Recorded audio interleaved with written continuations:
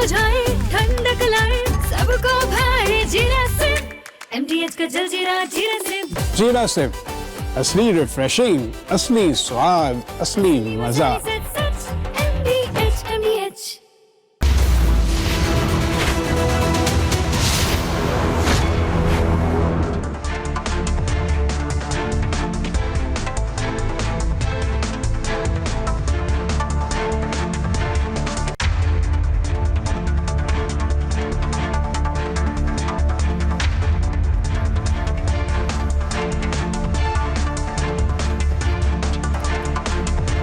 नमस्कार, बहुत स्वागत है आपका। आप देख रहे हैं देश का नंबर 1 न्यूज शो, ये भारत की बात है, और मैं हूं आपके साथ मृदुल शर्मा।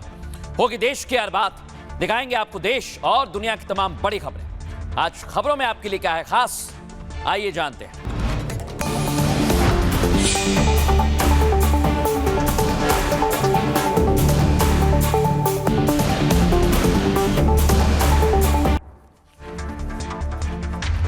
दर्शकों, आज की पहली खबर है सीएम योगी आदित्यनाथ का WWB मॉडल।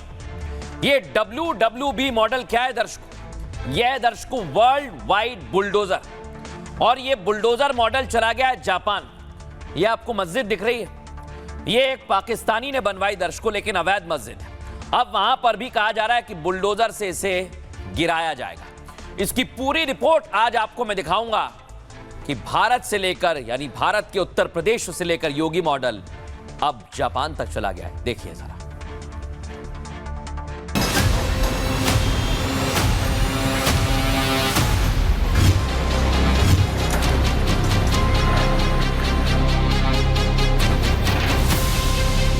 अब कोई किसी गरीब की जमीन पर कब्जा नहीं कर सकता है।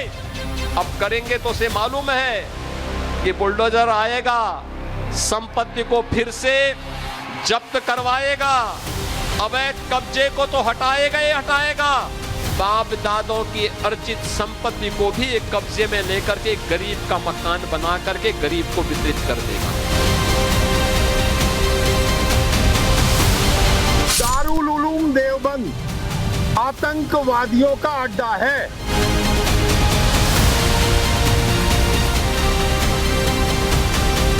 गाजियाबाद को इंडिया का पहला सिटी डिक्लेयर करना चाहिए, घोषित करना चाहिए, जहां पे बकरीद सेलिब्रेशन कभी भी नहीं होगा, क्योंकि बकरीद की कुर्बानी में अब एक हिंदू का खून मिल चुका है।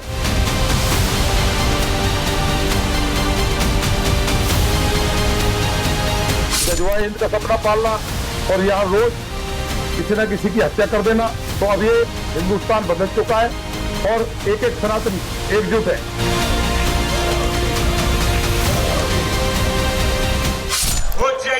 सोचले रहनी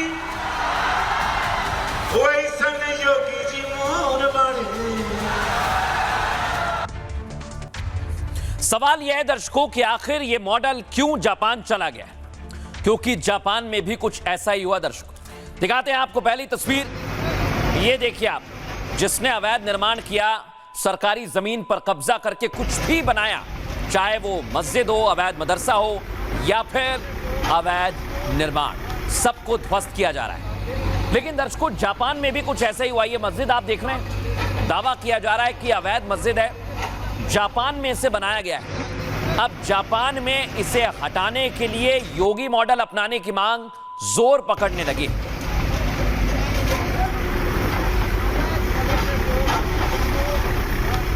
अब दर्शकों मैं आपको दिखाता हूं, ये जापान का कावगोए शहर है जहां पर इस मस्जिद का निर्माण किया गया है। आप देखिए, ये पूरी तरह से अवैध मस्जिद है और इसमें पाकिस्तान का भी कनेक्शन है दर्शकों।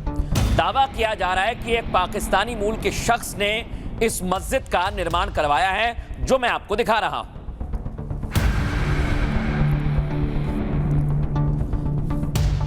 मस्जिद को लेकर दर्शकों आज नहीं, पहले भी देखिए लोग सड़कों पर आ गए थे। कोई कह रहा था इसे बनाया जाए, कोई कह रहा था कि जापान में ये सब नहीं चलेगा, इस मस्जिद को गिराना चाहिए, और इसको लेकर प्रदर्शन भी हुआ। दिखाइए जरा, एम्बियंस सुनाइए।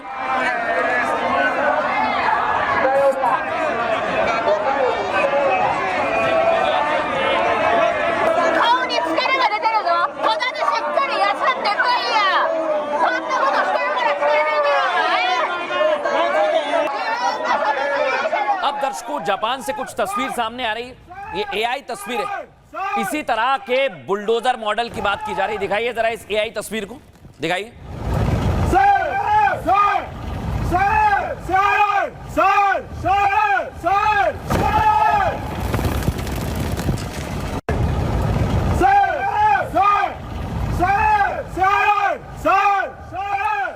अब दर्शकों ये आप देखिए, योगी आदित्यनाथ पहुंचे थे जापान और जापान से उन्होंने भगवा संदेश दिया था। फरवरी के महीने में योगी आदित्यनाथ ने जापान की यात्रा की और अब योगी मॉडल की चर्चा होने लगी है।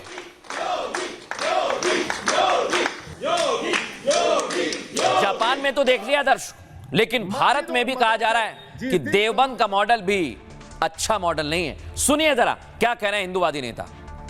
क्यों पूरे देश से मस्जिद और मदरसे जिस दिन समाप्त हो गए उस दिन हिंदू मरना कटना लव जिहाद में फंसना बहन बेटियों का सब ठीक हो जाएगा। कोई हिंदू को नहीं मार पाएगा, कोई बहन बेटियों को नहीं भगा कर।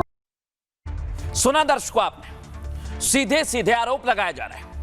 लेकिन जापान में इस बात की चिंता क्यों होने लगी है, आइए जरा मैं आपको समझाता हूं। जापान में दर्शकों हमने रिसर्च की, हमारी टीम ने, तो कुछ आंकड़े सामने आए। 2010 में मुस्लिम आबादी करीब 1 लाख थी दर्शकों, 2010 में। अब आ जाइए 2025 में मुस्लिम आबादी 1 लाख से बढ़कर पहुंच गई है 2.3 लाख। अब मुस्लिम आबादी में करीब 110% की वृद्धि हुई। जापान में 15 सालों में 110% की वृद्धि, यानी 2030 तक 5.5 से 8 लाख आबादी मुसलमानों की जापान में पहुंच जाएगी।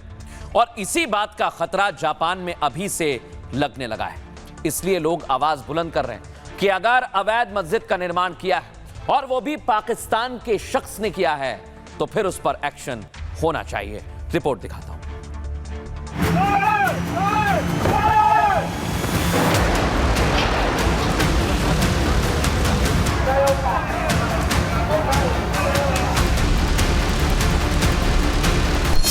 जिस रफ्तार से पूरी दुनिया में खास वर्ग की आबादी तेजी से बढ़ रही है, मजहब के नाम पर अवैध ढांचे खड़े हो रहे हैं, मस्जिद मदरसों का अवैध कब्जा हो रहा है, उस नापाक साजिश से जापान भी खुद को बचा नहीं पाया। जापान में पाकिस्तान के इशारे पर रातों रात अवैध मस्जिद का निर्माण हो गया, जिसे योगी मॉडल से जमींदोज करने की मांग उठने लगी।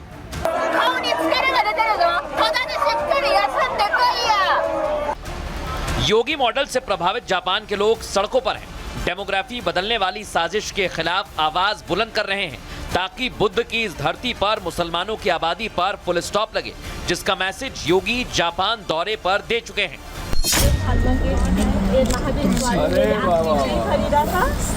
है तो ये यहाँ लेकिन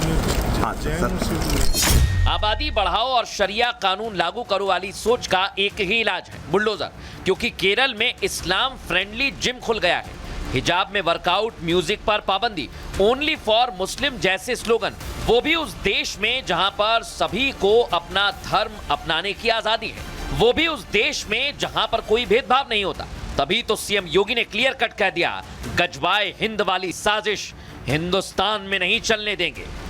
गजवाए हिंद हिंदुस्तान की धरती पर नहीं होगा। अब दर्शकों मैं आपको दिखाता हूं जिस तरह से योगी का WWB मॉडल चर्चा में आया है, जापान तक इसकी चर्चा है। आइए जरा आपको दिखाता हूं। जापान में यह है दर्शकों मस्जिद। इसी मस्जिद को लेकर बड़ा विवाद खड़ा हो गया है। याशियो मस्जिद बिना सरकारी अनुमति के बना दी गई।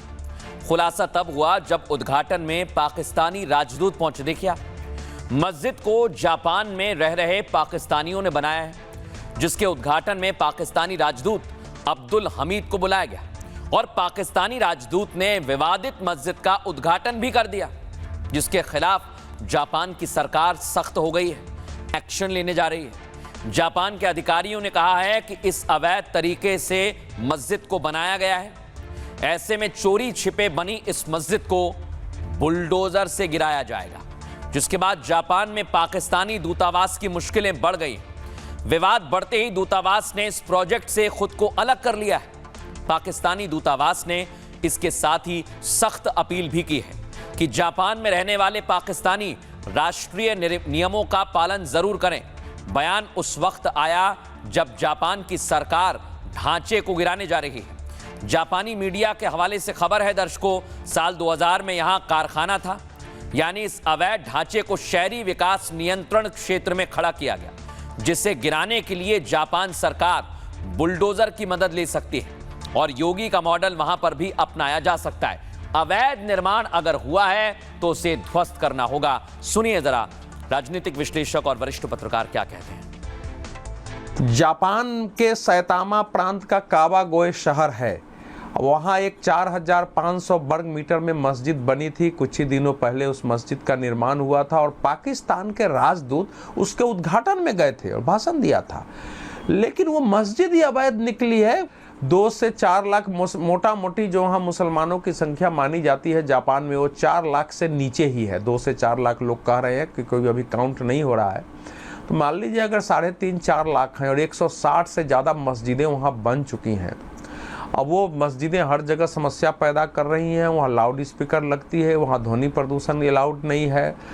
ऐसा हुआ कि पूरे जापान के लोगों ने बड़ी संख्या में उतरकर इनके विरुद्ध विरोध प्रदर्शन किया और अब उनके तोड़ने का आदेश हो गया है। और ये पहली मस्जिद नहीं है जहाँ की भारत की तरह इलीगल मस्जिद पर जो बुलडोजर चल रहा है, वहाँ बुलडोजर चलेगा, ध्वस्त हो जाएगा। अनेक मस्जिद ध्वस्त होने हैं।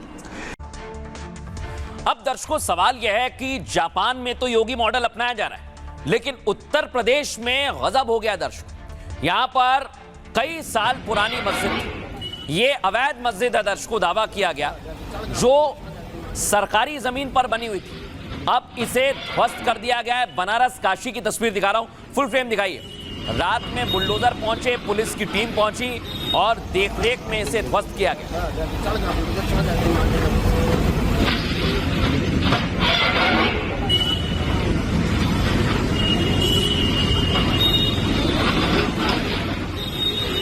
दर्शकों आप सोचिए, रेलवे की जमीन पर मस्जिद बन गई, यानी रेलवे की जमीन पर वक्फ का कब्जा आपने देखा होगा। लेकिन उदाहरण आज आप देख लीजिए इस मस्जिद का निर्माण, दिखाइए जरा इस, कितने बुलडोजर पहुंचे वहां पर और बुलडोजर से इसको ध्वस्त किया गया।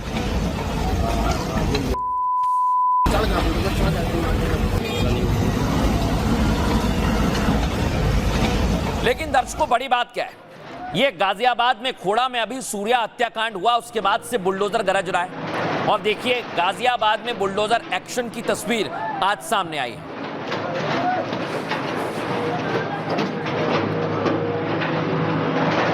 दर्शकों इधर बुलडोजर चल रहा है और उधर बुलडोजर कार्रवाई को लेकर प्रतिक्रिया सामने आई है। सुनवाइए जरा क्या कहा जा रहा है, सुनवाइए। मैंने गाजियाबाद पुलिस कमिश्नर को, सीपी सर को रिटर्न में कंप्लेंट दी है। इसमें मैंने क्लियर मेंशन किया है कि सर गाजियाबाद को इंडिया का पहला सिटी डिक्लेयर करना चाहिए, घोषित करना चाहिए, जहां पे बकरीद सेलिब्रेशन कभी भी नहीं होगा, क्योंकि बकरीद की कुर्बानी में अब एक हिंदू का खून मिल चुका है। तो ये मेरी योगी सर से भी रिक्वेस्ट है।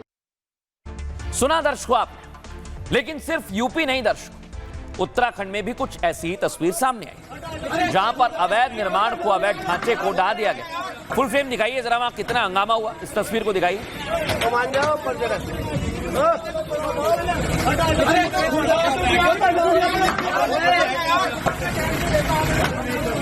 एक आधा घंटा का 2 घंटे का टाइम पहले के लिखा सर आपने, बिल्कुल भी 2 घंटे का टाइम देता।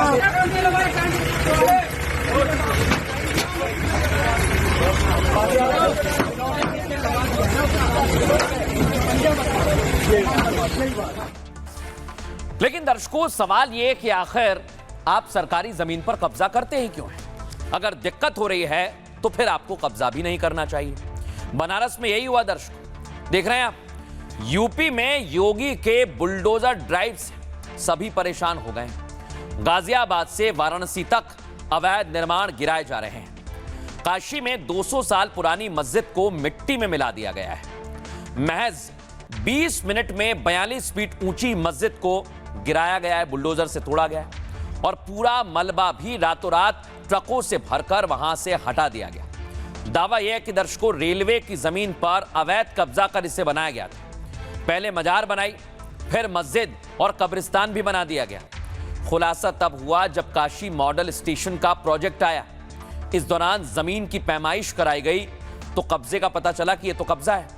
प्रशासन का कहना है कि मस्जिद रेलवे की जमीन पर बनी हुई थी। मामला कोर्ट तक चला गया है, वहां से फैसला रेलवे के पक्ष में आया है। इसके बाद देर रात 1000 से ज्यादा जवानों की मुस्तैदी, जो आप देख रहे हैं दर्शकों इधर, पुलिस प्रशासन ने मस्जिद को चारों ओर से बैरिकेडिंग करवाई। साथ ही मस्जिद परिसर में लोगों के आने जाने पर रोक भी लगाई गई। इसके बाद 5 से 7 बुलडोजर आए और इस मस्जिद को गिराया गया। आपको बताऊं, कुछ मिनटों में अवैध मस्जिद का नामो निशान मिटा दिया गया है। यह संदेश है उन लोगों को जो अवैध कब्जा कर रहे हैं, अवैध निर्माण कर रहे हैं। सुनिए योगी आदित्यनाथ ने क्या कहा। जो ठीक नहीं हुआ है, बोली से नहीं माना है तो गोली से जरूर मान गया है। लेकिन देश की रक्षा करने के लिए आज ब्रह्मोस मिसाइल यूपी के अंदर बन रही है, और यही ब्रह्मोस मिसाइल जब भारत का बहादुर जवान दुश्मन की छाती पर दागता है, वह पाकिस्तान चिल्ला उठता है कि बचाओ बचाओ की आवाज लगाता है। बहनों और भाइयों, ये राष्ट्रीय कर्तव्यों के प्रति हम सबका दायित्व है, और उस दायित्व का निर्वहन करने के लिए ही हम सब आए हैं राजनीति में। अब दर्शकों एक और बड़ी खबर आपको बताता हूं। आपको यूपी से लेकर चलता हूं केरलम, जहां पर शरिया वाला जिम आ गया। दर्शकों, ये शरिया वाला जिम क्या होता है, शरिया कानून से चलता है। आइए जरा मैं आपको दिखाता हूं। दिखाइए पहली तस्वीर, ये आप देखिए दर्शकों, केरलम में ये भाई साहब हैं, ये इस्लामिक फ्रेंडली जिम की बात कर रहे हैं, जहां पर सिर्फ इस्लाम के लोगों की एंट्री हो सकती है। दिखाइए जरा फुल फ्रेम, दिखाइए इनका चेहरा, दिखाइए हमारे दर्शकों को। ये है वो शख्स जो कह रहे हैं कि इस्लामिक फ्रेंडली जिम चलेगा। अब मैं दर्शकों आपको बताता हूं कि इस जिम में होगा क्या। दिखाइए जरा, ये देखिए, इस जिम में अगर आपको जाना है तो वहां बुर्का पहनना होगा। इस जिम में अगर आपको जाना है तो वहां हिजाब पहनना होगा। दिखाइए जरा, उसकी कुछ तस्वीर भी सामने आई है। कुछ इस तरह का होगा शरिया जिम।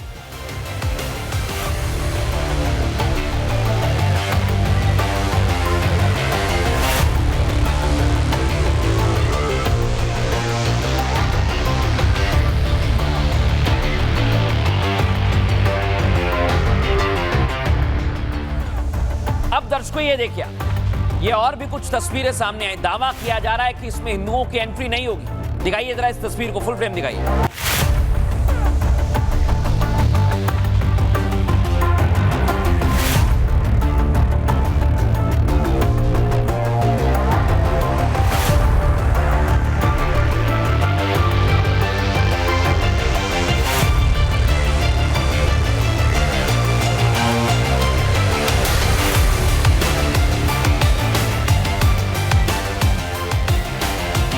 कई सारे दर्शकों की आखिर ऐसा क्यों किया जा रहा है, मैं आपको दिखाता हूं। दर्शकों, केरल में शरिया कानून वाला वर्कआउट चल रहा है।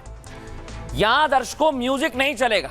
जिम में आप लोग जाते हैं, गाने सुनते हैं, ये शरिया वाले जिम में म्यूजिक नहीं होगा।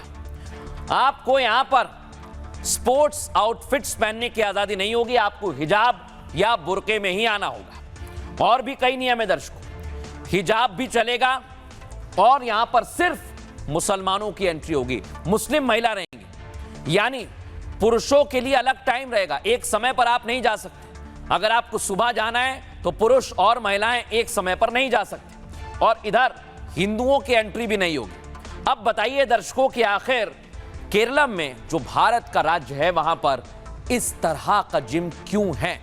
अगली तस्वीर दिखाइए, ये आप देखिए दर्शकों, ये इस्लामिक फ्रेंडली जिम, ये भाई साहब बता रहे हैं। सुनवाइए जरा क्या कह रहे हैं। ये जिम इस्लाम में बताए, ये इस्लामिक फ्रेंडली जिम है। ये जिम इस्लाम में बताए गए नियमों के अनुसार संचालित होगा। जिम बिना तेज़ म्यूज़िक के चलेगा, और इसमें पुरुषों और महिलाओं के लिए वर्कआउट के समय और जगह अलग अलग होंगी। ट्रेनर भी सेम जेंडर के होंगे। पुरुषों के लिए पुरुष ट्रेनर और महिलाओं के लिए महिला ट्रेनर। महिलाओं को हिजाब और शरिया के अनुसार शरीर ढकने वाला कपड़ा पहनना होगा ताकि अंग ढके रहें। जिम शरिया कंप्लाइंट तरीके से चलेगा। नियमों का पालन करने वाले का वेलकम है।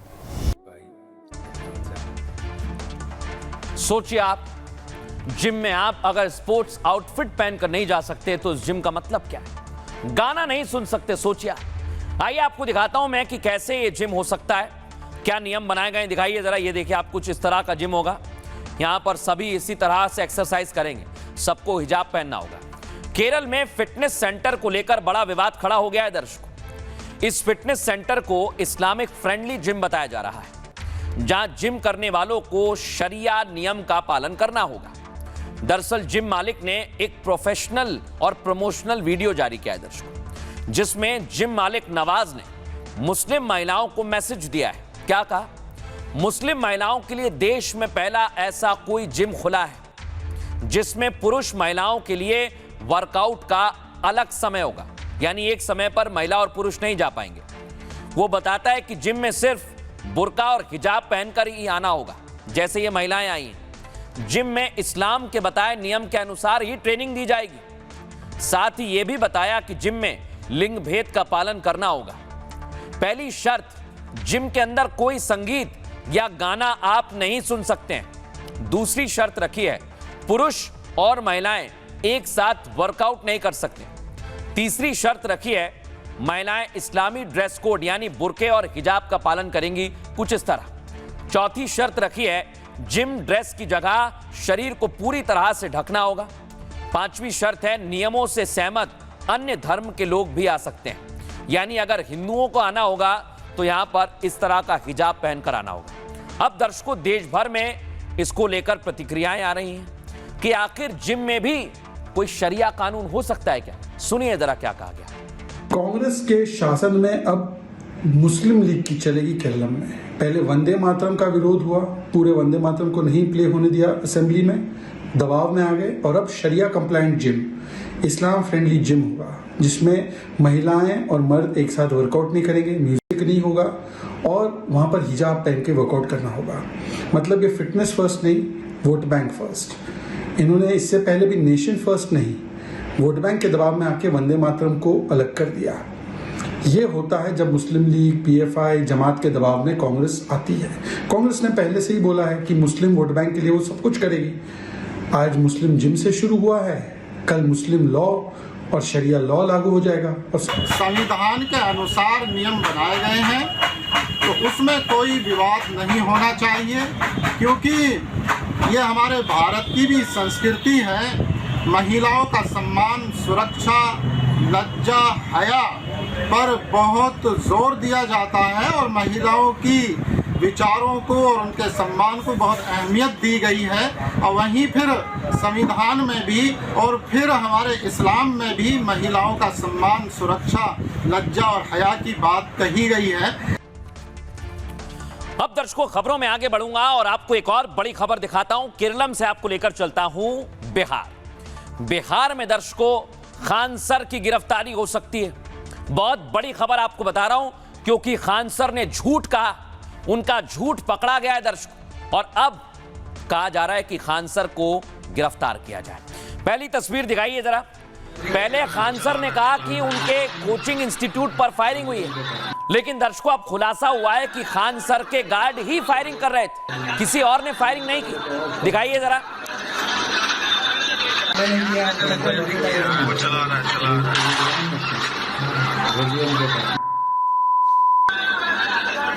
ये खान सर के गार्ड हैं दर्शकों, जो बंदूक चलाते हुए दिख रहे हैं। अब मैं आपको दिखाता हूं, दोनों गार्ड्स को पूछताछ के बाद गिरफ्तार कर लिया। देखिए आप, पुलिस की टीम पहुंची और खान सर की भी अब मुश्किलें बढ़ गई हैं दर्शकों। ये हैं दोनों गार्ड जो मैं आपको दिखा रहा हूं। अब आइए दर्शकों, मैं आपको बताता हूं कि यह विवाद शुरू कहां से हुआ। यह विवाद यहां से शुरू हुआ है जब ज्ञान बिंदु कोचिंग और खान सर के इंस्टीट्यूट के बीच में विवाद हुआ और मारपीट हुई। दिखाइए जरा इस फ्रेम को।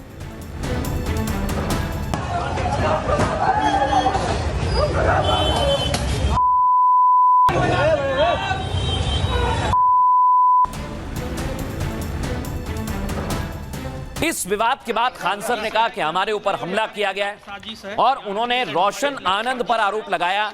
ये ज्ञान बिंदु के संचालक हैं। आपको बताऊं, इनकी अरेस्टिंग के बाद इनको आज कोर्ट में पेश किया गया है। 3 संचालक कोर्ट में पेश किए गए, लेकिन अब यह विवाद बढ़ता जा रहा है दर्शकों। अब दर्शकों मैं आपको बताता हूं, ये देखिए आप, ये गिरफ्तार हो गए हैं रोशन आनंद, और ये अब कह रहे हैं कि खान सर को गिरफ्तार किया जाना चाहिए क्योंकि इन्होंने झूठ का सहारा लिया है। तो अब सवाल ये, क्या खान सर की गिरफ्तारी होगी? क्योंकि खान सर ने पहले तो झूठ का फायदा उठाया और अब वो सफाई देने से भी बच रहे हैं। देखिए रिपोर्ट।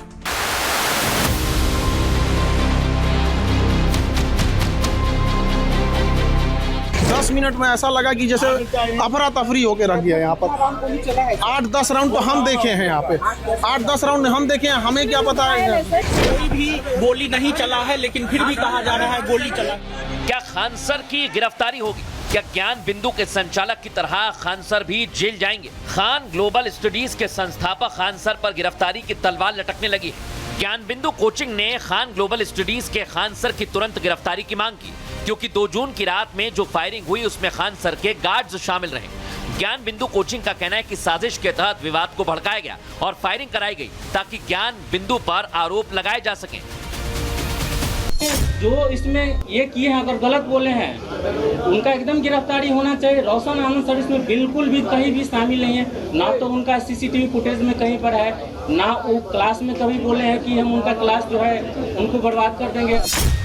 दरअसल 2 जून की रात ज्ञान बिंदु और खान ग्लोबल के कर्मचारियों के बीच मारपीट हुई। इसकी एक तस्वीर भी सामने आई जिसमें खान सर का एक गार्ड बुरी तरह से घायल हो गया।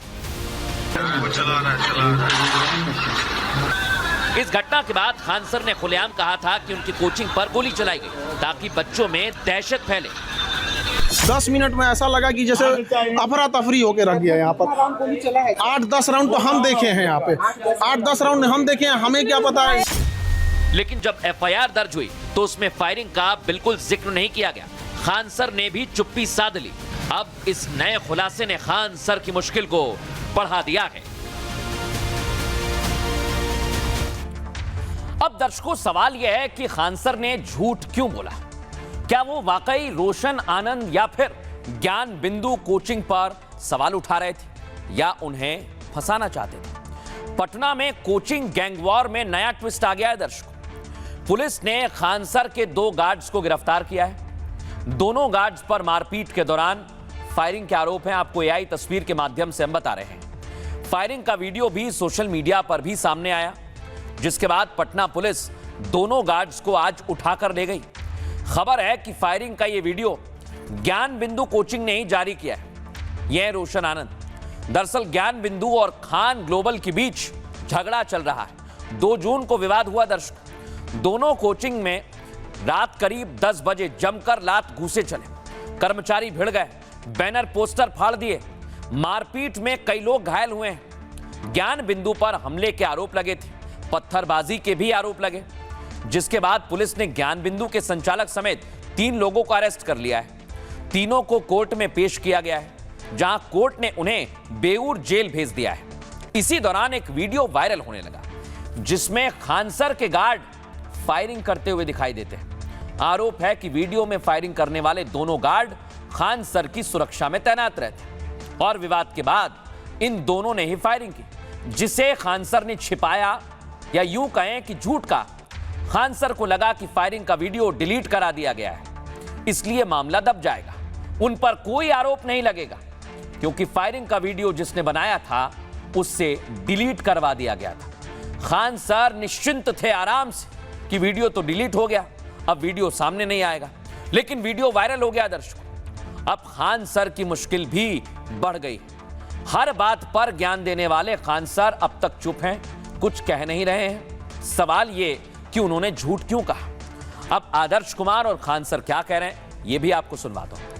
जो इसमें ये किए हैं, अगर गलत बोले हैं, उनका एकदम गिरफ्तारी होना चाहिए। रोशन आनंद सर इसमें बिल्कुल भी कहीं भी शामिल नहीं है। ना तो उनका सीसीटीवी फुटेज में कहीं पर है, ना वो क्लास में कभी बोले हैं कि हम उनका क्लास जो है उनको बर्बाद कर देंगे, जैसा कि कुछ दिन पहले वीडियो में वायरल भी करवाए थे। जाहिर सी बात है, अगर कैंपस में लोग हैं, आते जाते रहेंगे, तो जाहिर सी बात है अगर उनको दिखे कि यहाँ पे ज्यादा माहौल गड़बड़ हो गया तो इधर उधर करेंगे ही। देखिए, इसको इतना नहीं है, वैसे ठीक है, पोस्टर को जो फाड़ा गया है तो जाहिर सी बात है थोड़ा सा तो दिक्कत होगा ही, वही हुआ, इसमें कुछ है नहीं ऐसा। अभी इन लोग का बस यही है कि इतने कम फीस में नहीं पढ़ाया जाए और इतने हजारों संख्या में जो रिजल्ट आता है पूरी तरह से इतनी गोली चलाने लगे। 10 मिनट में ऐसा लगा कि जैसे अफरा तफरी होके रख गया। यहाँ पर 8-10 राउंड तो हम देखे हैं, यहाँ पे 8-10 राउंड हम देखे हैं। हमें सोचिए दर्शकों, एक झूठ की वजह से, गलत आरोप की वजह से गिरफ्तारी हुई रोशन आनंद की। ऐसा हम नहीं कह रहे दर्शकों,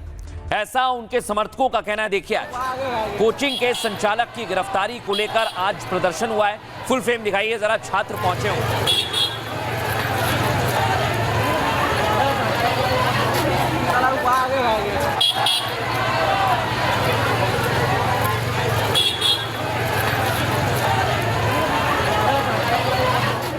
दर्शकों, विवाद ना बढ़े इसके लिए कोचिंग के आसपास सुरक्षा के पुख्ता इंतजाम किए। देखिए आप, पुलिस की टीम यहां खड़ी हुई है, दिखाइए जरा।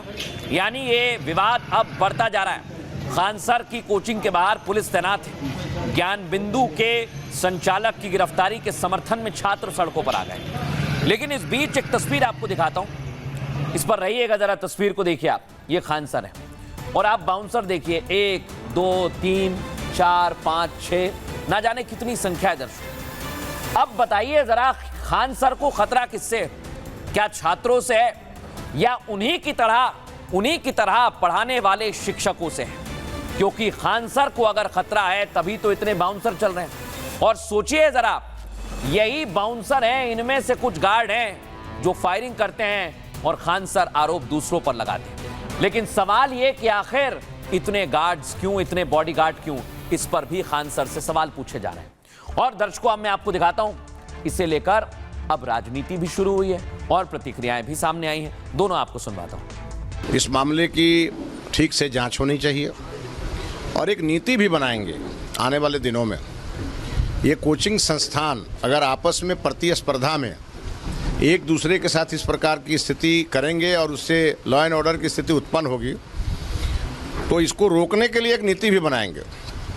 कोचिंग संचालकों के लिए एक नीति बना करके और उस नीति के अंदर में इनको बैन करेंगे। देखिए, ये लॉ एंड ऑर्डर नहीं है, ये तो आपसी रंजिश का मामला है। 2 कोचिंग संस्थान आपसी रंजिश में आप किए हैं, घटना किए हैं। घटना का फुटेज आया है। मैं समझता हूँ कि जो लोग इसको देख रहे हैं, इस पर कार्रवाई होगी, जो भी दोषी होंगे उन पर कार्रवाई होगी। देखिए, इस पर सबसे पहले तो सरकार जो है, सम्राट जी की, इस पर उनको एक्शन लेना चाहिए। और जिस तरीके से ये घटना हो रहा है, दिन पर दिन घटना हो रहा है, एक ही घटना नहीं, पूरे बिहार में इस तरीके का घटना चल रहा है और इस पर प्रशासन जो है पूरे तरीके से चुप्पी साधी हुई है, हाथ पे हाथ रख करके बैठी हुई है। अब दर्शकों, आज एक ऐसी खबर आई जिसने चौंका दिया, हैरान कर दिया कि आखिर एक के बाद एक अलग अलग शहरों में आग क्यों लग रही है। दिल्ली में कल 21 लोगों की जान चली गई दर्शकों, परिवार जल गया। और बिहार में आज मरीज जो इलाज कराने के लिए पहुंचे वो जलकर राख हो गए। दर्शकों, दिखाता हूं आपको पहली तस्वीर, ये आप देखिए। ये आज हैदराबाद की तस्वीर सामने आई है दर्शकों। ये हैदराबाद में आप देखिए, शोरूम में आग लग गई। फुल फ्रेम दिखाई, कमर्शियल कॉम्प्लेक्स में आग लगी है।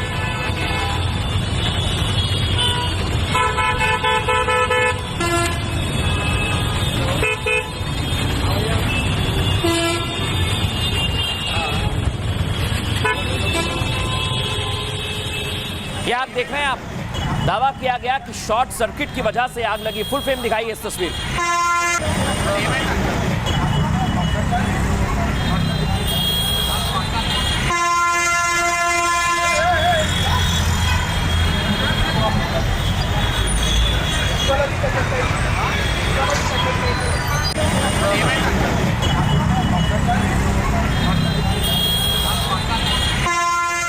दर्शकों, आपको बताऊं, ये हैदराबाद का हेलमेट बाजार है। लेकिन आप देखिए, आग इतनी भीषण थी, इतनी भयंकर थी कि बुझ ही नहीं पा रही थी। दिखाइए जरा, बुझाने के लाख प्रयास किए गए। देखिए जरा कितनी बढ़ गई है आग।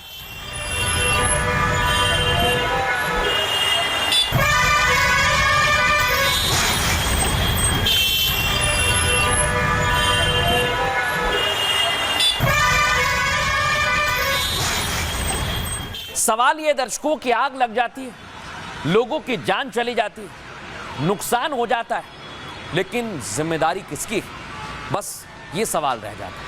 8 दमकल की गाड़ियों ने आग तो बुझा दी, लेकिन सवाल अब भी जल रहे हैं कि आखिर इसके लिए जिम्मेदार कौन है। रिपोर्ट आपको दिखाते हैं।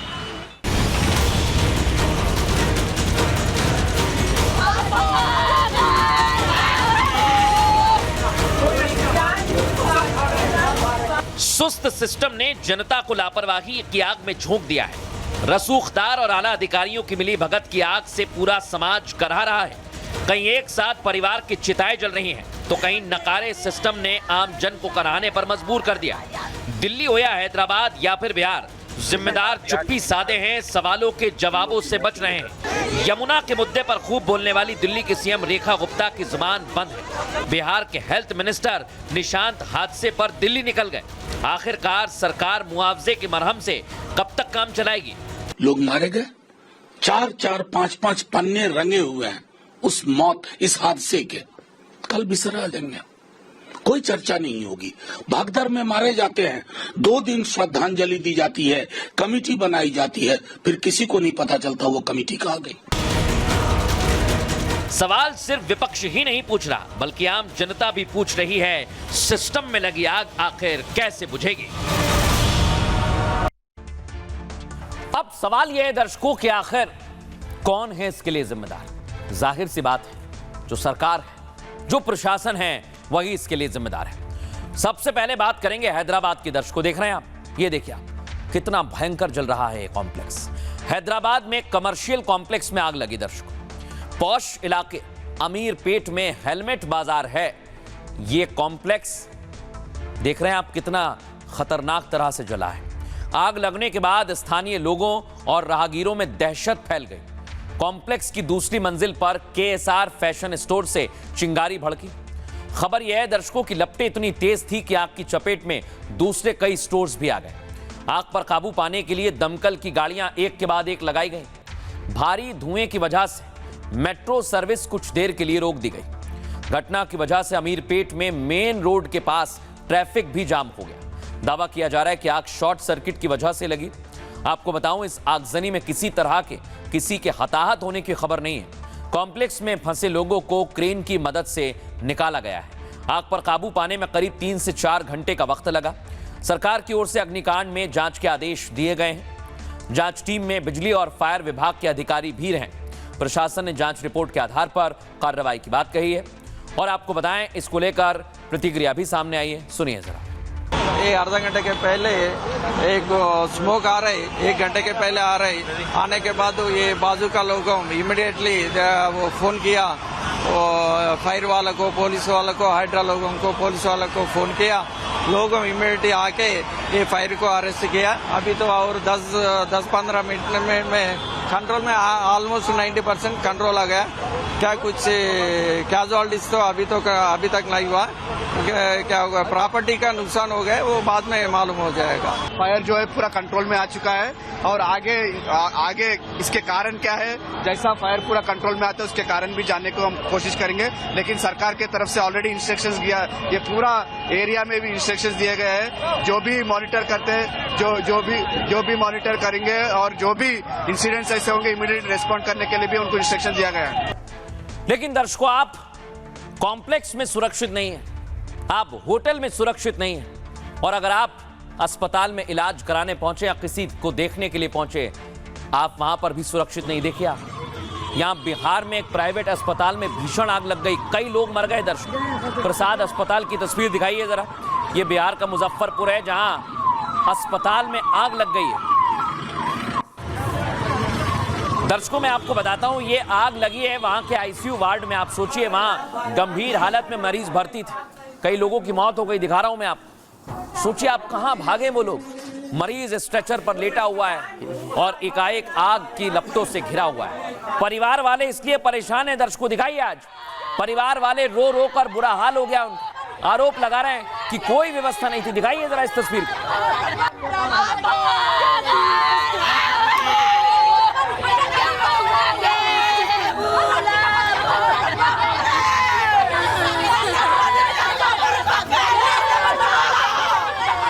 यह है दर्शकों नीतीश कुमार के बेटे निशांत कुमार। इनको बनाया गया मंत्री। इनसे सवाल पूछे गए कि आग कैसे लगी, जवाब नहीं दिया और ये दिल्ली चलते बने। सुनवाइए जरा। नमस्कार सर। सर मुजफ्फरपुर के आईसीयू में सर भीषण आग लगी है, 3 लोग की मौत हुई है सर। सोचिए आप, लोग मर गए और नेता कुछ कहने को तैयार नहीं है। ये आप देखिए, गुस्साए पुलिस वाले पुलिस से न्याय की मांग कर रहे हैं। पुलिस से बहसबाजी हुई है। सुनवाइए जरा, इसे एम्बियंस सुनाइए इसका।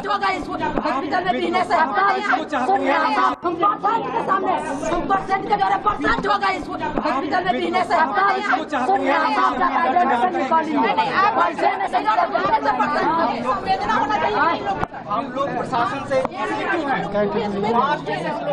3:55 में सूचना मिला कि प्रसाद हॉस्पिटल के आईसीयू में आग लगी हुई है।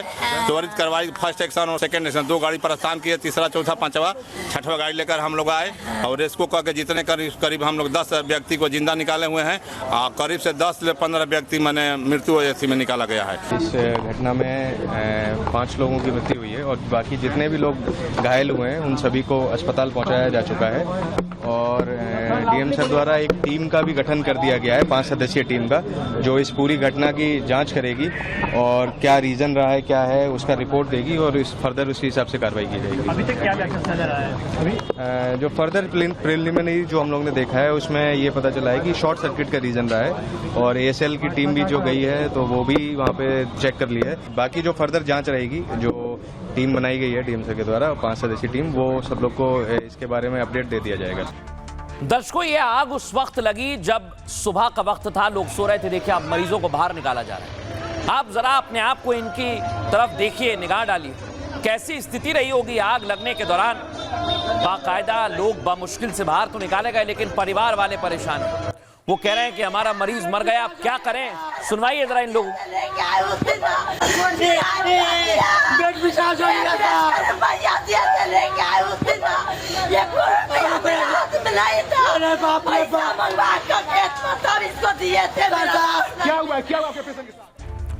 अब दर्शकों सोचिए, आईसीयू वार्ड जहां पर कई मरीज भर्ती थे, उनके मरीज के परिवार वाले पहुंचे हुए थे।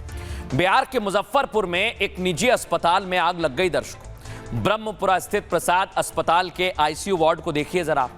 आईसीयू वार्ड में चिंगारी भड़की और हादसा सुबह करीब 3:40 पर हुआ। 5वीं मंजिल पर आईसीयू वार्ड में तेज धमाके की आवाज सुनाई दी। आग लगने के बाद वार्ड में अंदर अचानक धुआं भरने लगा। ऑक्सीजन और वेंटिलेटर सपोर्ट वाले मरीजों की स्थिति गंभीर हो गई। घटना के समय आईसीयू में 15 से ज्यादा मरीज भर्ती थी। प्रशासन ने इस हादसे में सिर्फ 5 लोगों की मौत की पुष्टि की है, जबकि फायर कर्मी ने बताया कि 10 से 15 लोगों की मौत हुई है। दावा किया गया कि आईसीयू में शॉर्ट सर्किट की वजह से आग लगी। इस हादसे पर बिहार के स्वास्थ्य मंत्री ने हैरानी भरा रवैया अख्तियार किया। मुजफ्फरपुर जाने के बजाय वो दिल्ली चले गए। निशांत कुमार पटना एयरपोर्ट पर मीडिया से मुखातिब हुए, हाथ जोड़े, सवालों का जवाब नहीं दिया। सीएम सम्राट चौधरी ने जांच और आर्थिक सहायता की घोषणा की। घटना के लिए 5 सदस्यीय टीम का गठन किया गया है। मृतकों के परिवार वालों को 4 लाख रुपए की आर्थिक सहायता दी जाएगी। लेकिन सभी सवाल पूछ रहे हैं कि लापरवाही की आग कब बुझेगी। अब सोचिए, मर गया है कोई शख्स और पैसे मिले हैं 4 लाख रुपए। मौत कितनी सस्ती है, सोचिए और सुनिए। पुलिस लोग हम लोग सबके बेगला रहा, जहाँ मरीज है तहाँ जाओ। मरीज तो हमको एम से झड़क कर गया है और कुछ भी हो जाएगा तो कौन जिम्मेदारी लेगा? जिम्मेदारी कौन देगा हमको? अभी आप लोग हॉस्पिटल में क्या कर रहे हैं? हम बैठे तो हल्ला हो रहा था, सब बेगलाता है हमको। क्या मांग है आप लोग का? हमें न्याय चाहिए, हमको न्याय चाहिए हमको। आप लोग का जो पेशेंट है वो कहाँ पर है? कौन हॉस्पिटल में है, वो में भर्ती है, पूरा झड़के हुए हैं, पूरा झड़के। अगर कुछ भी हो जाएगा तो जिम्मेदारी कौन लेगा? हमारे साथ से जिम्मेदारी कौन लेगा? माननीय मुख्यमंत्री जी का ये निर्देश है कि सभी पीड़ित परिवारों को तुरंत जो मुआवजा राशि है 4 लाख की वो उपलब्ध कराई जाए। वो हम लोग आज ही करा देंगे। इसके अलावा जो अन्य मरीज यहाँ भर्ती थे, जिनको अगल बगल के अस्पतालों में भर्ती कराया गया है, उनका बेहतर इलाज हो, इसके लिए भी हम लोगों ने एसडीओ, एसडीपीओ, सिविल सर्जन और जो हमारे यहाँ डीपीएम हैं उनको हम लोगों ने एक एक अस्पताल का दौरा करने के लिए भेजा है। अगर आवश्यकता होगी मरीजों को, कुछ मरीजों को जो गंभीर रूप से बीमार होंगे, पटना रेफ़र करने की, तो वो भी हम लोग जो है पटना रेफ़र करेंगे। बहुत दुखद घटना घटी है और जिला प्रशासन और पूरा व्यवस्था सारी चीज़ों को देख रहा है। लोगों को राहत पहुंचाने की हर संभव कोशिश की जा रही है। जो परिवार इस दुर्घटना में मृत हुए, सबके प्रति मेरी संवेदना है, मैं दुख व्यक्त करता हूं और ईश्वर से प्रार्थना है कि बाकी सब लोग जल्दी स्वस्थ हो जाएं। पूरा प्रशासन व्यवस्था को ठीक करने में लगा है और हर संभव सहयोग कर रहा है। क्योंकि निशांत जी को राजनीति से कोई लेना देना नहीं है, किसी और काम में व्यस्त हैं। अब जिस काम में व्यस्त हूँ उन्हीं वही बेहतर बता सकते हैं। एक तो हमको लगता है कि मानक जो है उसका पालन कहीं न कहीं करने में लोग चूक करते हैं, जिसके चलते ऐसा होता है। तो सरकार को निश्चित रूप से ध्यान देना चाहिए। सरकार के जो अधिकारी हैं उनकी जवाबदेही होती है जिला स्तर पर इन चीज़ों को देखने की, लेकिन नहीं देखते हैं। तो माननीय स्वास्थ्य मंत्री जी से, मुख्यमंत्री जी से हम विशेष आग्रह करते हैं कि अपने अधिकारियों को जरा विशेष रूप से इस बात के लिए लोग निर्देशित करें ताकि ऐसी घटना की पुनरावृत्ति न हो। मुजफ्फरपुर में एक अस्पताल में आग लगी, तकरीबन 5 से 6 लोग जिंदगी गंवा गए। आज साधारण लोग हैं, ये मैटर नहीं करते हैं। ये तो बकौल में अगर कहूं कीड़े मकोड़े हैं हम, कीड़े मकोड़ों की कौन सी गिनती होती, आंकड़े में आ जाएंगे। दर्शकों, बिहार में तो राजनीति हो रही है, लेकिन दिल्ली में आज एक ऐसी खबर सामने आई, एक ही परिवार के 8 लोग जल गए। सोचिए आप, एक परिवार, दर्शकों एक चिता आप देखिए, ऐसी कभी तस्वीर आपने नहीं देखी होगी। एक ही परिवार के हैं सभी, देखिए आप, ये सभी उसी होटल में ठहरे हुए थे जहां पर आग लगी। दर्शकों, लेकिन सवाल ये कि एक ही परिवार, दिखाइए जरा तस्वीर, ये आप देखिए, इस तस्वीर को देखिए आप। इनको क्या पता था दर्शकों कि अगला ही पल इनकी जान पर बनाएगा। ये मालवीय नगर अग्निकांड में पूरा अग्रवाल परिवार जो अग्निकांड की भेंट चढ़ गया, इस परिवार को आप देखिए, सभी की मृत्यु हो गई। सवाल खड़े होंगे दर्शकों कि इनकी मौत का जिम्मेदार कौन है। अगली तस्वीर दिखाइए जरा, ये आप देखिए, बोकारो की एक परिवार की खुशियां छीनने मालवीय नगर की होटल में सुरभि परीक्षा देने आई थी, खबर यह है दर्शकों, और इंटरव्यू देने आई थी, उनका इंटरव्यू था, लेकिन उनकी भी मौत इस अग्निकांड में हो गई है। सुरभि को आप देखिए, परिवार वाले परेशान हैं, रो रो कर बुरा हाल है। लेकिन इन सब के बीच मुख्यमंत्री रेखा गुप्ता नींद में सो रही हैं। वो 48 घंटे बाद भी जागी नहीं है। उनसे सवाल किया गया, सुनवाइए जरा।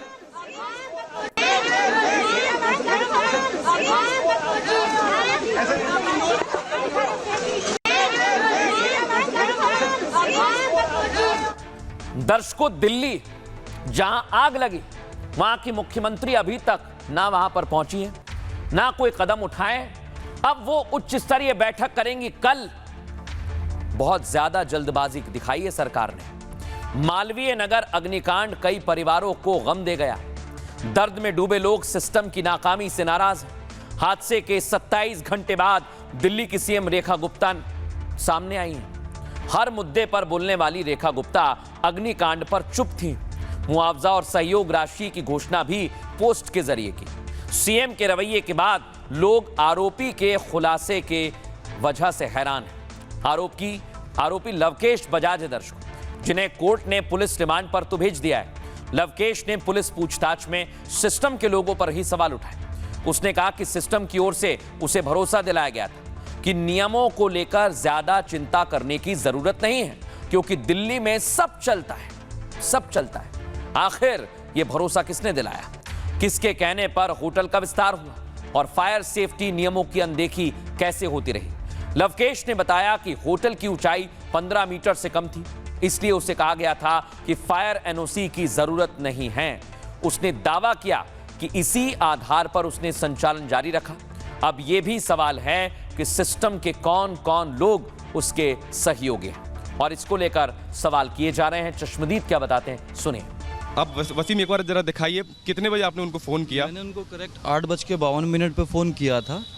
ये लवकेश बजाज, उनका नंबर मेरे पास सेव है, क्योंकि मैं यहीं का लोकल हूँ, नंबर इसलिए सेव है मेरे पास। 26 सेकंड उनसे मेरी बात हुई है वो इस चीज़ से अवगत थे कि आग लगी है, पर वो इस चीज़ से अवगत नहीं थे कि आग इतनी भयानक है। मैंने उनको ब्रीफ किया कि आग इतनी भयानक है बजाज साहब कि शायद लोगों को बचाना नामुमकिन है। उसके 10 मिनट के अंतराल पर जो बाहर जो हाँ ये बैरिकेडिंग हो रही है उस पेड़ के पीछे, बजाज साहब वहाँ आए थे और यहाँ रुके हैं, अच्छे से जो जायदा लिया है। उस जो ये पेड़ आपको दिख रहा है इसके बिल्कुल बैक साइड में। अच्छा जी, तो यानी दूर से खड़े होकर देख रहे थे कि उनका होटल जल रहा है। पूरा उन्होंने मुआयना किया है मौके का, वो रुके हैं, उसके बाद वो यहाँ से जो मुझे नहीं पता यहाँ से कहाँ गए हैं। दर्शकों, आप खबरों में आगे बढ़ेंगे। एक और खबर आपके लिए लेकर आए हैं। महाराष्ट्र में टीसीएस लव जिहाद कांड तो आपको याद होगा, लेकिन अब ऐसा ही एक और मामला सामने आया दर्शकों, और दावा किया जा रहा है कि ये विप्रो में हुआ है। आइए आपको बताते हैं आरोप कौन लगा रहा है। दिखाइए पहली तस्वीर। ये टीसीएस मामले की जांच अभी चल रही है। आपको बता दें, बड़ी कंपनी है, कॉर्पोरेट कंपनी, और यहां पर लव जिहाद किया जा रहा था। एचआर भी इसमें मिले हुए थे, कई मुस्लिम कर्मचारी इसमें मिले हुए थे। अब अगली तस्वीर दिखाइए जरा। टीसीएस जैसा मामला सामने आया विप्रो में। यह आरोप लगाया है वहां पर काम करने वाली एक युवती ने दर्शक, और इसी आरोप ये आपको दिखाई दे रहे हैं, इन्होंने आरोप लगाए। सुनवाइए जरा ये क्या कहती हैं, सुनिए। मेरे साथ अप्रैल के महीने से शाहीना रफीक नाम की एक लड़की जो मेरे साथ काम करती थी, मेरे अंडर काम करती थी, उसने मुझे बार बार धर्म चेंज करने के लिए और अपने मुस्लिम धर्म को अपनाने के लिए बार बार कॉल पे बोला है, और बार बार मुझे ये कहती थी कि अगर आप मुस्लिम धर्म अपना लेंगी तो आपको पैसे भी अच्छे मिलेंगे, आपकी जो लाइफ बिखरी हुई है वो अच्छी हो जाएगी। और उसके लिए उसने मुझे रास्ता भी सुझाया था कि मैं सुपरवाइजर्स के साथ रहकर शारीरिक संबंध बनाकर दुबई चली जाऊं। उसके बाद वो मुझे अपने शेख समाज के साथ, जो कि कांटेक्ट में हैं, उनके साथ में मेरी शादी करवा के और अच्छी ज़िंदगी जिसमें मुझे पैसा, गाड़ी, सोना सब कुछ मिले, उसके लिए प्रलोभन देती थी। अब दर्शकों, पीड़ित ने पुलिस से भी शिकायत की है कि विप्रो कंपनी में यह सब हो रहा था, और उन्होंने वहां पर काम करने वालों पर मदद ना करने के भी गंभीर आरोप लगाए हैं। अगली तस्वीर दिखाइए जरा, मूव कीजिए इसे। और इसको लेकर मुस्लिम युवक और 2 नाबालिग, ये भोपाल की तस्वीर है दर्शक। ये भोपाल में क्या हो रहा था दिखाता हूं मैं आपको। भोपाल में हिंदू बेटियों को निशाने पर लिया जा रहा है।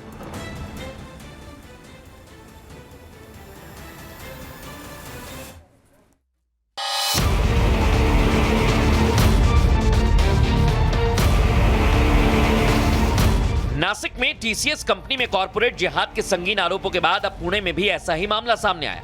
बड़ी आईटी कंपनी विप्रो टेक्नोलॉजी की पूर्व कर्मचारी एक युवती ने गंभीर आरोप लगाए। धर्मांतरण का दबाव, मुस्लिम युवक से शारीरिक संबंध बनाने का दबाव बनाया गया, अरब देशों से शेखों से शादी का झांसा भी दिया गया। मेरे साथ अप्रैल के महीने से शाहीना रफीक नाम की एक लड़की जो मेरे साथ काम करती थी, मेरे अंडर काम करती थी, उसने मुझे बार बार धर्म चेंज करने के लिए और अपने मुस्लिम धर्म को अपनाने के लिए बार बार कॉल पे बोला है। पूरे मामले पर विप्रो कंपनी ने बयान जारी किया, किसी भी कर्मचारी के साथ उत्पीड़न या भेदभाव के आरोपों से इनकार किया। जाहिर है पुणे पुलिस की जांच के बाद धर्मांतरण और जबरन नौकरी वाले आरोपों का सच सामने आएगा। दर्शकों, सवाल काफी गंभीर है और इस मामले को लेकर अब पुलिस भी जांच की बात कहती है, लेकिन मैं आपको बताता हूं कि आखिर यह मामला सामने कैसे आया। पुणे में विप्रो कंपनी में लव जिहाद का मामला सामने आया है।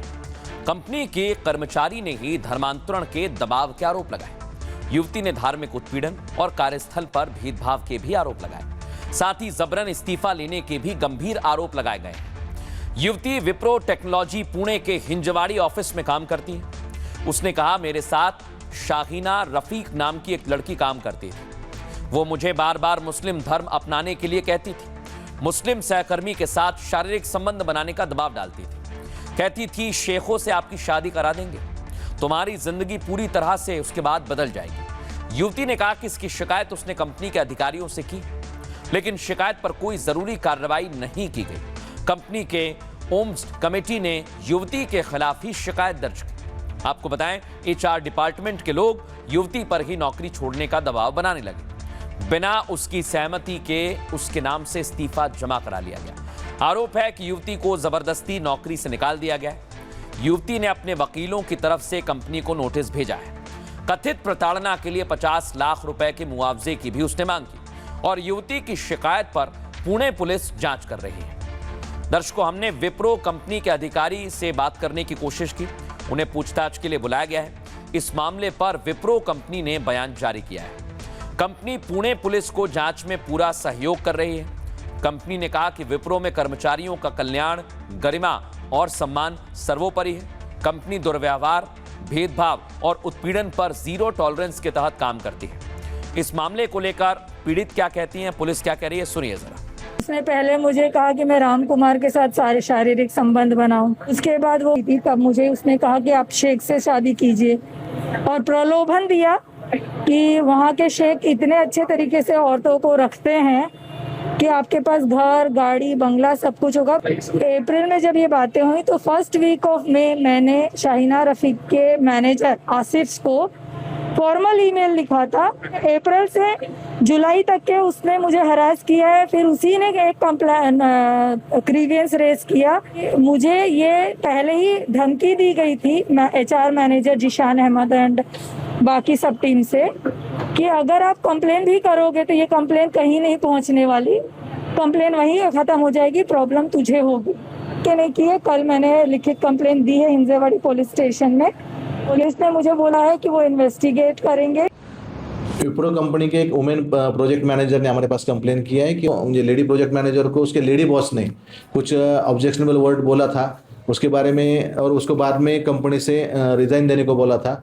तो उसका कंपनी में रिजाइन लेटर लिया है, इसलिए उसने हमारे पास एप्लीकेशन किया है कि उसके जो लेडी बॉस है जो अभी बैंगलोर में रहती है, बैंगलोर से वो विप्रो कंपनी में काम देखती है, तो लेडी बॉस के खिलाफ उसने कंप्लेन किया है। तो उसका इंक्वायरी हम कर रहे हैं। उसका जो लेडी बॉस के खिलाफ ऑब्जेक्शन है वो बैंगलोर में है, तो उसको हमने इंक्वायरी के लिए इन्वाइट किया है। किसी पर जोर जबरदस्ती से धर्मांतर करना ये उत्तेज संविधान के जरिए से गुनाह है।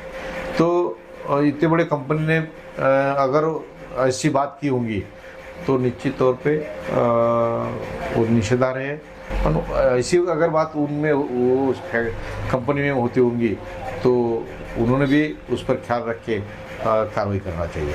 नासिक के बाद पुणे के हिंजवड़ी में जो कॉरपोरेट जिहाद का मामला सामने आया है, इससे पूरे देश भर में एक मोडस ऑपरेंडी के तहत कॉरपोरेट जिहाद चलाया जा रहा है और कॉरपोरेट कंपनियों में, IT कंपनियों में काम करने वाली हिंदू महिला और युवतियों को किस तरीके से इस जिहाद का निशाना बनाया जा रहा है, ये सुस्पष्ट तरीके से सामने आ रहा है। महाराष्ट्र के मुख्यमंत्री, गृह मंत्री आदरणीय देवाभाऊ ने बार बार कहा है, इस तरीके से अगर कोई भी कानून का उल्लंघन करेगा तो उस पर कड़ी से कड़ी कार्रवाई की जाएगी और इस मामले में भी ये कार्रवाई होकर रहेगी।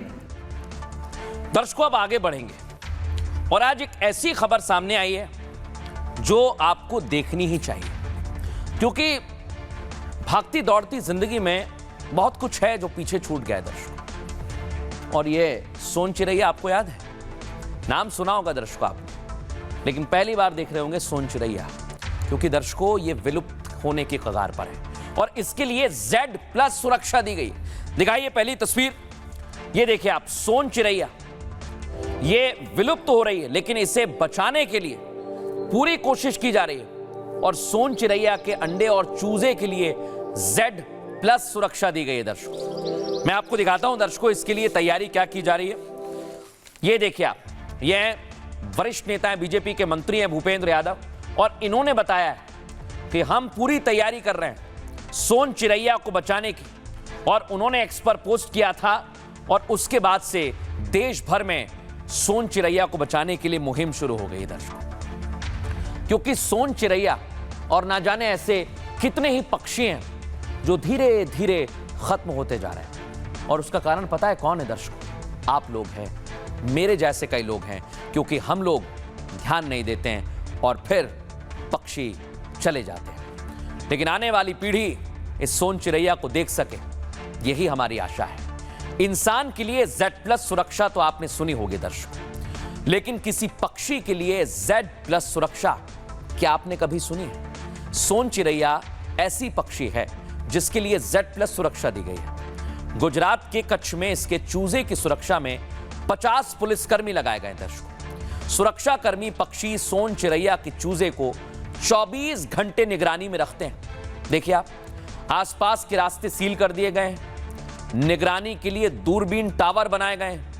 दरअसल सोन चिरैया का अंतर्राष्ट्रीय नाम है जिब, GIB, यानी ग्रेट इंडियन बस्टर्ड, जिसे वैज्ञानिक भाषा में आर्डियोटिस निग्रीसेप्स नाम से भी जाना जाता है, जो भारत से लेकर पाकिस्तान के सीमावर्ती इलाकों में पाई जाती है।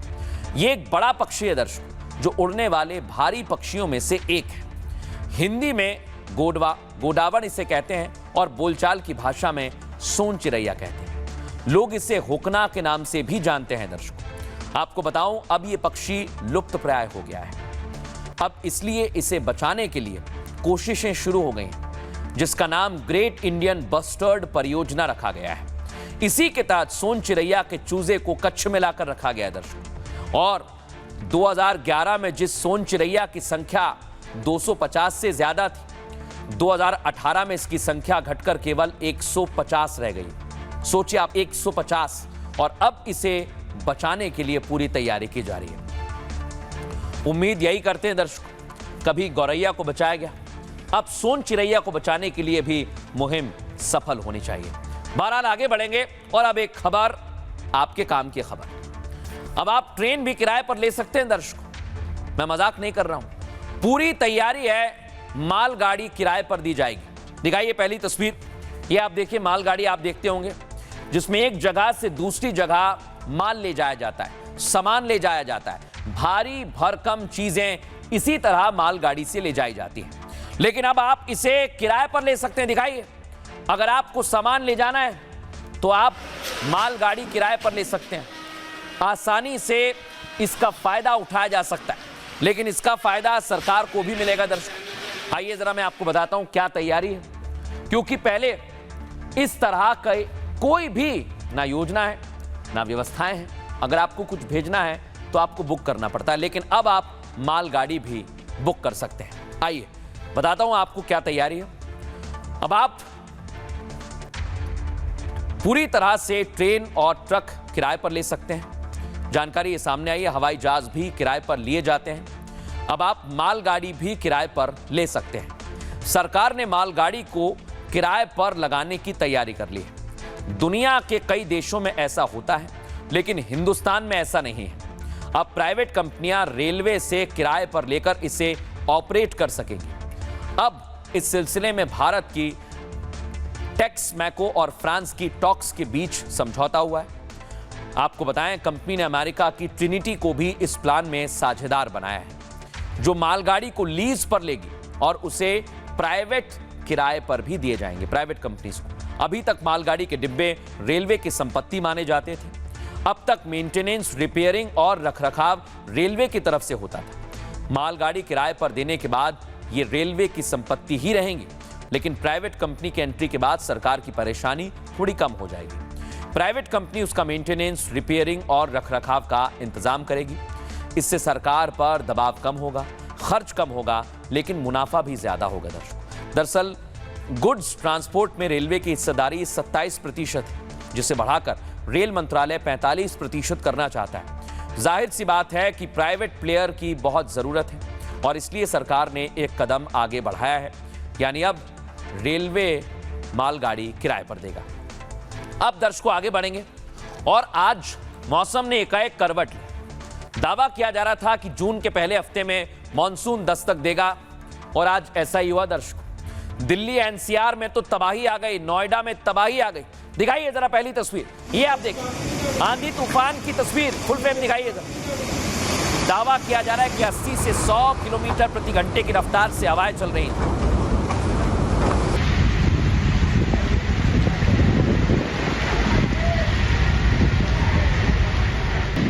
ये आप देखिए दर्शकों, ये कई इलाके हैं जहां पर पेड़ गिर गए, गाड़ियों के ऊपर पेड़ गिरे हुए हैं। दिखाइए जरा, इससे भी फुल फ्रेम दिखाइए तस्वीर को।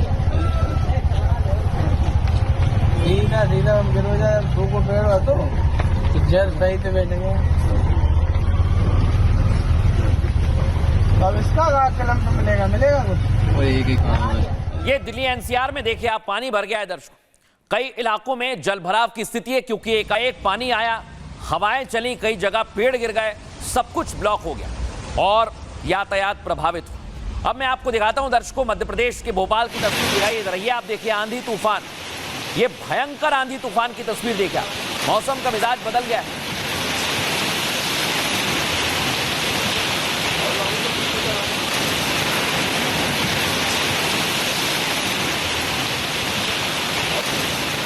आप देखिए दर्शकों, केरलम में दावा किया जा रहा था मॉनसून आएगा, लेकिन तय समय से 4 दिन बाद मॉनसून ने एंट्री ले ली है और उत्तर भारत में भी आंधी तूफान आया।